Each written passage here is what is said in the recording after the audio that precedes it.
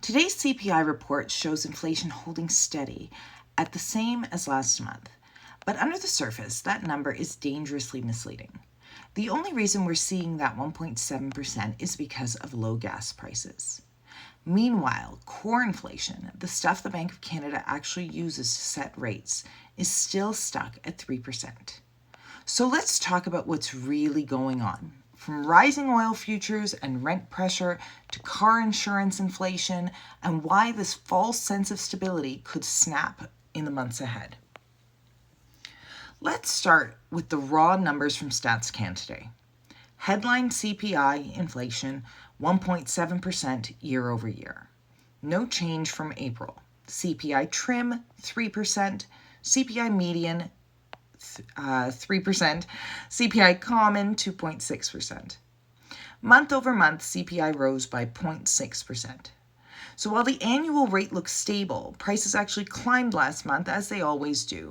And more importantly, core inflation barely moved. That's a problem for anyone who's expecting rate cuts. So what's holding inflation down? One thing, gas prices. Gasoline dropped 15.5% year over year, by far the biggest deflationary force in this entire report. But that number is the rear view. The futures market shows Brent and WTI both rising through May, June, and July contracts, with prices creeping back towards $75 to $80 a barrel. So here's the setup. We're in a stretch where gas prices are artificially keeping inflation low, even as rent, food, and insurance costs keep climbing. That's classic stagflation, weak economic growth paired with sticky underlying inflation. And that's not theoretical. The early labor force survey data backs this up. Job creation is stalling, unemployment is rising, wage growth isn't keeping up with rent or food. So CPI might be cooling on paper, but Canadians aren't getting any relief. And they won't, because this is exhaustion, not recovery. Now, let's look at what's actually driving core inflation. Rent was up 4.5% year over year. Mortgage interest costs 6.2%. And this one stuck out to me. Car insurance was up 8% year over year.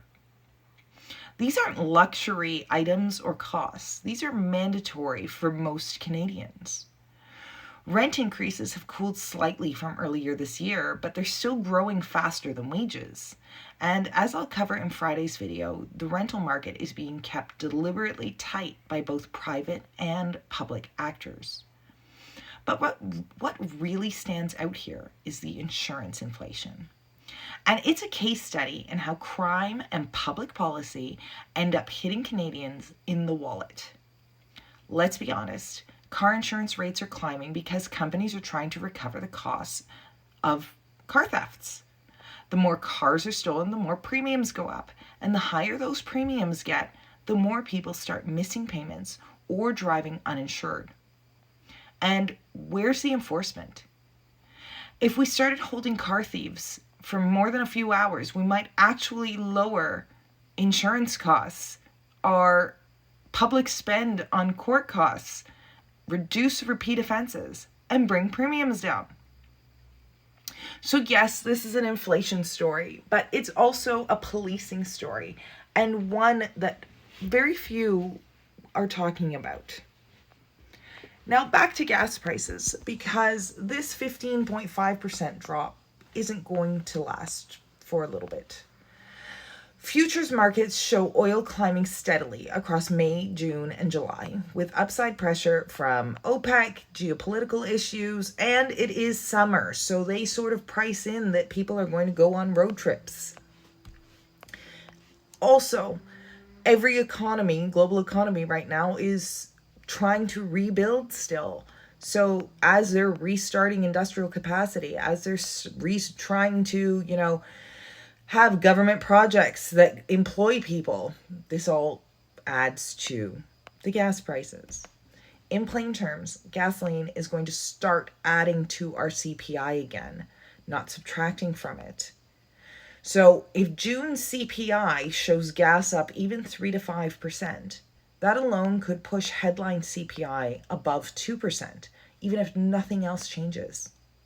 And if rent, insurance, and food keep climbing, we're back in an inflationary environment by late summer, just in time for the Bank of Canada to rethink its rate path. So while the Bank of Canada held rates earlier this month with the exact same CPI, they do still look at core inflation, median, trim, and all of those. And core is still at 3%. Now, this report does move the needle, but it's only slightly. CPI trim dropped 0.2%, 0.2%. CPI median eased from 3.1 to 3%. That's not nearly enough for the Bank of Canada. They need to see at least 2 or more months of significant downward movement before a rate cut comes.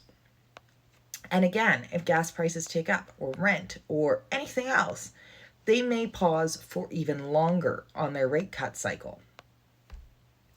So yes, inflation held steady at 1.7%. But do not mistake that for progress, no matter who tweets it out today that they're doing a fantastic job. Core inflation is still high. Insurance and rent are still rising drastically, and Canadians are still being squeezed. If anything, this CPI report confirms that the cost of living crisis is evolving, not ending. In Friday's video, I will dive into the rental side of that equation with Rentals Part 2. How corporate landlords, public policy, and economic stagnation are working together to keep rents high.